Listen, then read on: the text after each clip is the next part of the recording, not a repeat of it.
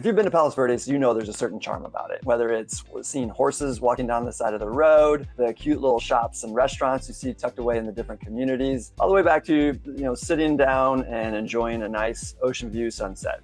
It really takes you away from the chaos of the big city. But it's not all sunsets and ocean views. There are some drawbacks. I'm going to talk about the real pros and cons of living in and buying in Palos Verdes. So how do you know if Palos Verdes is right for you? Hopefully some of the information in this video will help you out with that. I'm going to talk about the real pros and cons of living in Palos Verdes. After you watch the video, I would love to hear from you. If you've been here or lived here, what are the pros and cons that you think of? What do you think about it?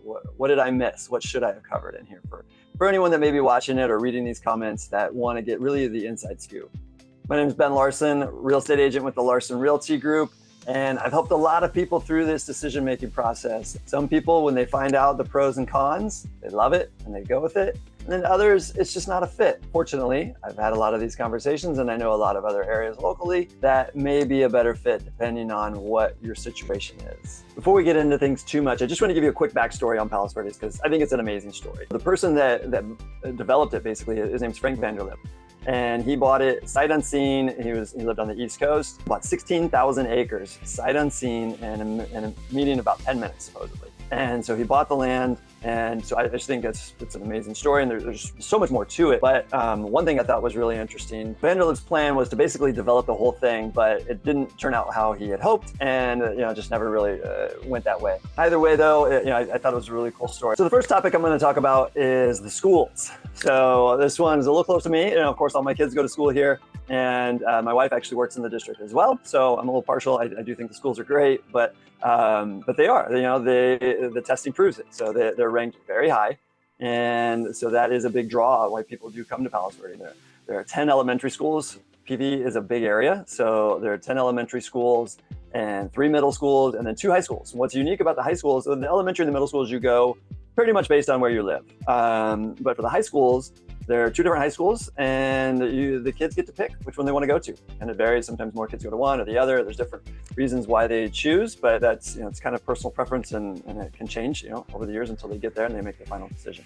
That happened with my oldest. Thought she was going to one for the longest time, and then she ended up changing and going to another. But it is kind of nice they have that choice, and they can choose because they are 2 different schools. PV High actually is on a block schedule. So they have their first, second, third period one day, and then they have their 4th, 5th, and 6th period another day, and the classes are 2 hours long. And at Peninsula, they have the normal, all classes in one day, and they're shorter classes, normal length classes. So a little bit about that.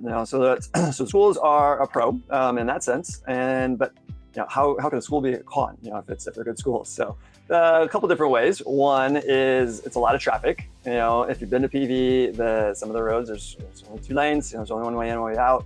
School traffic can be a little crazy in the morning. It can back things up. So that's one downside to it. The other is, I don't know if it's a con a little bit for the area in general, is the cost, because it is somewhat of an expensive area to live in. Homes are not cheap. They're not inexpensive. And the schools really are a big part of that. Of course, there's a ton of other great things about PV, but the schools really do drive a lot of that cost. So if you're looking in this general area, but you don't need the schools, you can get something, kind of close to PV that's not actually in PV, and it won't cost you quite as much. So it's something to think about when you are buying. And even with the cost, it is a somewhat expensive area. Real estate is expensive. I do still think it's a bit of a hidden gem and actually undervalued when you compare it to other parts of LA and Orange County with very similar views and very similar lifestyles. So I actually think it's a bargain. So, maybe the word will get out a little bit more after this video. Okay, so my next topic actually is going to be a pro and a con for the same thing as well. We are going to talk about the lifestyle. So what's it like living in Palos Verdes? It's definitely a quieter, slower pace. That's one thing I do like about it. I like to go out and have nice meals and have some nightlife from time to time. But that's typically not what you're going to find in Palos Verdes. It is quieter. Driving around, you don't get a lot of street lights, so it is darker driving around at night. We can see the stars. We can see the sky a little bit better, even though you still get a lot of the lights from being close to LA and then the other cities nearby. But it's a slower paced lifestyle. And you're going to get, so that if you're looking for that, I think that is definitely a pro, and that's something that I enjoy about being here. Now, what is a con to that? Obviously, if you're not looking for that, then that's a con. Just to give you some specifics, there is there's very few, you're not going to find a bar to go grab some beers. Typically you're not very late. There's one you can go hit in Golden Cove. It's the one I go to with a couple friends every now and again. But if you're looking for something other than just a regular restaurant, then you don't have too many things to choose from. Restaurant-wise, again, there's a few, but you're not going to have a lot of different ones. You're not going to have a lot of trendy new restaurants moving in. Even the restaurants that are here, a lot of them aren't going to be open very late. So even on the weekends, during the week, at nighttime, 9, 10 o'clock, it's pretty quiet, to be honest, other than parents like me running their kids to sports and games and things like that. But if you're actually looking for some nightlife and some activity during the week, it slows down pretty early. And even on the weekends, you're not going to find too much past 10 o'clock. And that's just the way it is. But fortunately, we're close to areas that have that. So you can kind of get the best of both worlds if you're living here. If you want the quiet and you want to get away from it, you can come and enjoy Palos Verdes. And if you want to get a little more nightlife, there's plenty of that pretty close by. So you can check out, stay tuned for some of my other videos for a little more information on that. I will add one extra thing about the nightlife. And if you're familiar or not familiar, the Terranea Resort is an amazing resort, and they have a hotel bar, and Nelson's is a really fun, cool restaurant with amazing views, and you can see whales and you see Catalina Island.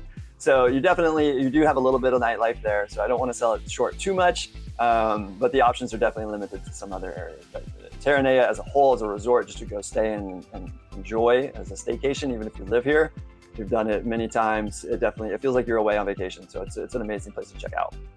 So the last topic I wanted to get into was nature. And I'm going to give you pros and cons about that as well. So we're going to hit both sides of it. So obviously some of the good things about nature in Palos Verdes, there's so many, but just to list off a few, talking, the ocean views, the waves crashing, we've got tons of hiking trails, you've got tide pools, you can hike down to the tide pools and just enjoy that. Obviously, horseback riding, and you've got a horse community, and just, the weather in general is really nice. So the weather takes me to a quick, another side story about Vanderlip, who I mentioned earlier at the beginning of this, little history on PD. So what he did when he bought the land is he had 2 meteorologists study the land for a year to figure out the weather patterns, because there really are a lot of microclimates, and that's something that you're going to need to know. It's part of nature. That's this section I'm talking about. There are pros and cons and both sides of it. And, for some people, you might like a cooler climate where it's not as hot, not as sunny, and others you might not like to be in the fog or have it be a little overcast or cooler temps. So it's good to know what areas. So Vanderlip, if you're familiar, I mentioned Terranea earlier, just kind of up the hill from Terranea, is where Vanderlip it's where he put his properties, and he basically wanted them to be above the fog line.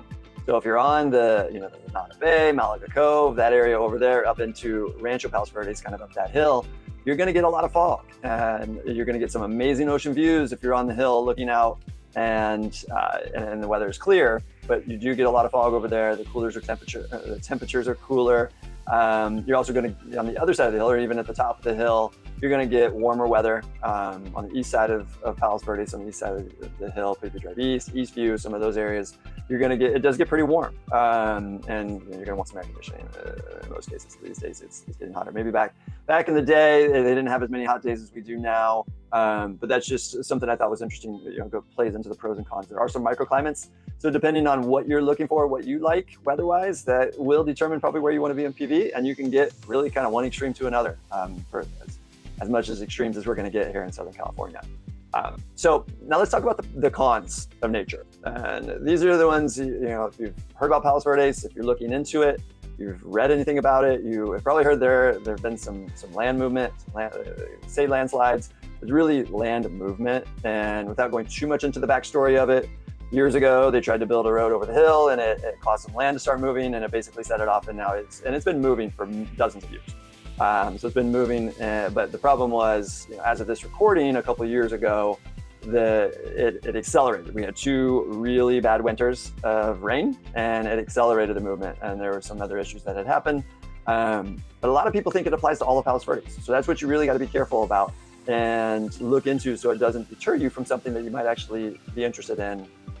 And you want to make sure you get an understanding of where it is. Really, a lot of the landslides are on the backside of Palos Verdes. Those are off PV Drive South over in the Portuguese Bend area for the most part. So definitely want to talk to someone that knows the area and have them show you where those issues have been. Doesn't mean things won't happen anywhere else, but those are the areas where it's most likely, and that's where the biggest concern is. So there's that. And then another thing about nature that, because it's so wooded, it is technically considered a high fire zone. And that was another issue we've had here in the LA area recently, and even Southern California, a lot of California, is fires. And we're lucky, knock on wood, Palos Verdes hasn't had any major fires for as wood as we are, and technically considered a high fire zone. When you buy, there are requirements, and there are things that, as a homeowner, that you're asked to do to mitigate the fire risks. Keep your brush down, keep a certain distance from houses, from other neighbors. There's a whole process and different things you do, but you're going to want to know about that as well. So just a little bit of information. On the nature side, there's so many great things about it, but there are some things that can cause some issues as well. So you definitely need to know that going into it, and just have an understanding. Doesn't mean you won't buy or you won't do anything, but you just need to understand what those risks may be and what the likelihood is of something happening, and how you can most likely prevent something from happening. So that gives you hopefully a pretty good overview of some of the main pros and cons of being in Palos Verdes. At least get you started, see if it piques your interest on wanting to move here, or if there's certain things that are definitely a deal breaker and you know that you don't. So either way, there's a lot more details that go into even the things I talked about, and then a lot of other things that didn't make my top 3. So definitely reach out. I'm happy to talk through it. I call them strategy sessions I have with people, figuring out if you even want to buy, if this is where you want to buy, or maybe where else might be somewhere that you'd like to move to. I can point you in the right direction. So again, my name is Ben Larson with the Larson Realty Group, and that wraps up the pros and cons of Palos Verdes. So thanks for watching. If you found this information helpful and you want to keep exploring, there's another video right here on the screen that you should go check out. And we'll catch you next time.